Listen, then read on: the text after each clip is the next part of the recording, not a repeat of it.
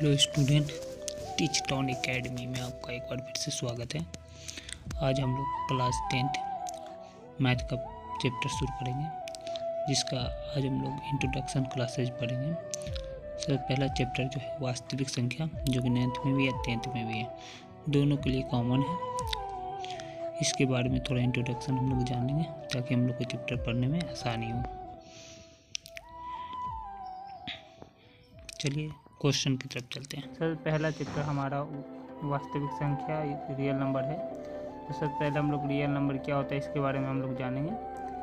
जिन संख्याओं का कोई मान संभव हो तो उन संख्याओं को वास्तविक संख्या कहते हैं। यानी किसी भी संख्या हो उसका मान अगर आ जाए तो वो हमारा वास्तविक संख्या हो जाता है। जैसे कि 1 2 3 0 1 -1 -2 -3, यानी जो भी नंबर की बात हो गई वो हमारा वास्तविक संख्या है। या फिर हम लोग सिंपल भाषा में ये कह सकते हैं कि जितने भी नंबर है वो सब हमारा वास्तविक संख्या है। ठीक है, इससे वास्तविक संख्या दो प्रकार के होते हैं, परिमेय संख्या और अप्रमेय संख्या। या फिर हम लोग इस प्रकार सभी परिमेय संख्या और अप्रमेय संख्या जो होते हैं वो सब क्या है, वास्तविक संख्या है। तो अब दूसरा यहाँ पे क्वेश्चन है कि परिमेय संख्या किसे कहते हैं।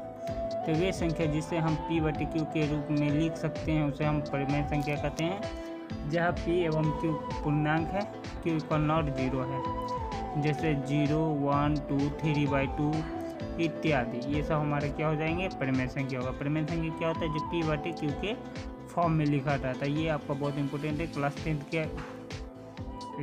कई बार पूछ चुका कि परिमेय संख्या क्या है या परिमेय संख्या की परिभाषा लिखिए। ठीक है, नेक्स्ट क्वेश्चन है अपरिमेय संख्या क्या है। वैसी वास्तविक संख्या जिसे p/q के रूप में नहीं लिखा जा सके उसे अपरिमेय संख्या कहते हैं। जैसे में पाई, इसका 2 ये भी, या परफेक्ट स्क्वायर ना हो, √3 √2 √5 इत्यादि, ये सब हमारा क्या है, अपरिमेय संख्या है। अभाज्य संख्या क्या होती है। तो अभाज्य संख्या ऐसी प्राकृतिक संख्याएं हैं जो स्वयं और 1 से विभाजित होती है, वो हमारे अभाज्य संख्या कहलाते हैं। जैसे 2 से डिवाइड होती है या फिर 1 से डिवाइड होगा। 3 का करेंगे तो 3 भी हमारा 3 से डिवाइड होगा या फिर 1 से होगा। लेकिन 4 का बात कर रहे हैं तो 4 क्या है, 2 से भी डिवाइड हो रही है, तो ये मेरा 4 हमारा क्या होगा, भाज्य संख्या नहीं होगा, अभाज्य संख्या होगा। फिर 5 हमारा अभाज्य संख्या हो जाएगा। 11 13 17 19 23 इत्यादि और भी सारे हैं, ये हमारे अभाज्य संख्या हो जाएंगे। अब अगला क्वेश्चन है भाज्य संख्या क्या है। भाज्य संख्या को यौगिक संख्या भी कहते हैं।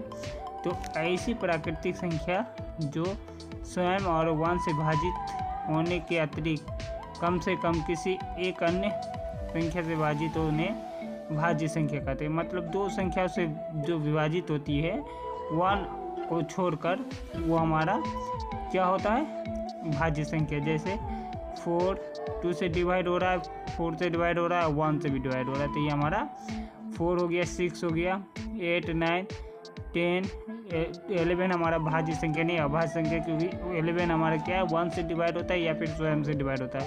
लेकिन 12 क्या है, 12 2 से भी डिवाइड हो रहा है, 4 से भी डिवाइड हो रहा है, इसीलिए 12 भी हमारा भाज्य संख्या है। अगला क्वेश्चन है सम संख्या तथा विषम संख्या क्या है।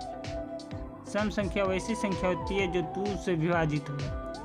2 से भाग लगने वाली संख्याओं को सम संख्या कहते हैं। जैसे 0 2 4 6 8 10 इत्यादि, ये हमारा क्या हो गया, सम संख्या हो गया।